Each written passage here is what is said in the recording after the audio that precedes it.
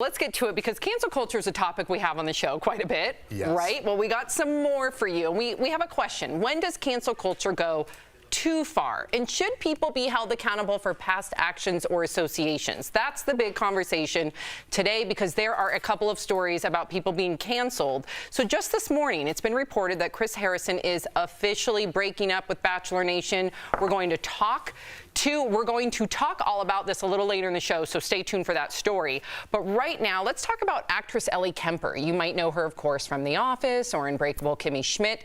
Ellie is now apologizing after this picture of her went viral, showing her as the winner of a debutante ball when she was just 19 years old. So Ellie posted this on Instagram saying, quote, "The century-old organization that hosted the debutante ball had an unquestionably racist, sexist, and elitist past.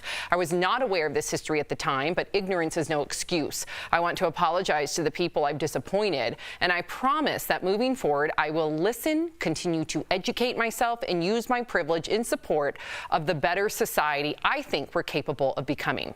So what do you think about Chris leaving Bachelor Nation, and did Ellie need to apologize? Are these cases of cancel culture going too far, in your opinion, Jeff? So we're going to talk about Chris later. Let's talk about Chris later. Okay, let's just focus on Ellie. On Ellie. Okay, so I'm going to be perfectly honest with you. Did these pictures leak and then she had to apologize, or did she try to get ahead of it first? Because I don't understand the organization. I don't know the racist, sexist, misogynistic part of this story.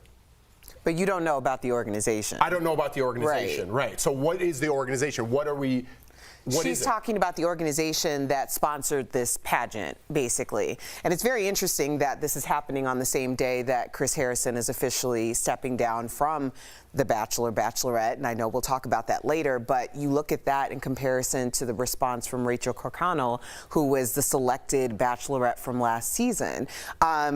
She very much doubled down, and not necessarily publicly, but it was very telling by the reaction that Matt, the Bachelor, had to her lack of even wanting to understand why this was antiquated, racist, and misogynistic, and all the other things.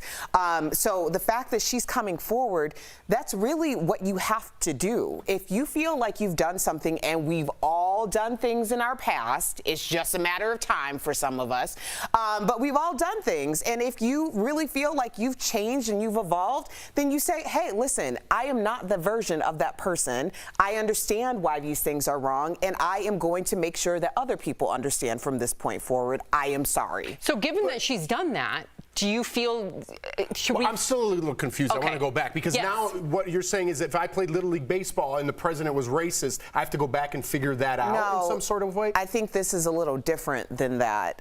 You're talking about an institution that started and rooted in racism, oppression, and degradation. So she's saying that she didn't understand all of those elements of the history at the time, but now that she understands it, she's apologizing because she wants other people to understand. These are organizations that are very much inbred into societies and cultures. And if she's someone who people look at as an example, then it is her responsibility, if that's how she feels, to come forward and say this was wrong and this is why.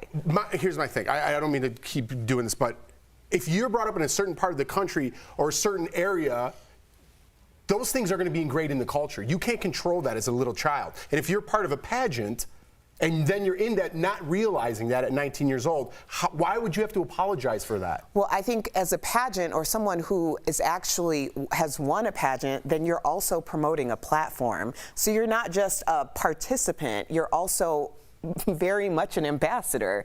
So when you're coming forward and saying, this isn't my ideology and I did not understand, it is important in that situation. We're not talking about like things that are ingrained in most institutions, to be quite honest, because there's sexism, misogyny, and racism all over the place.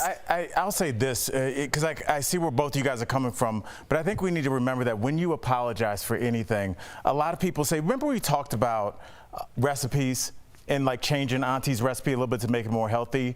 What you're saying is I want you to live longer, but what she's hearing is there's something wrong with this recipe that's been in our family for this long. And that's a lot about what we're hearing now. When somebody feels like you need to apologize for being in this play, for dressing the way the people in the pictures of my family look like when I look.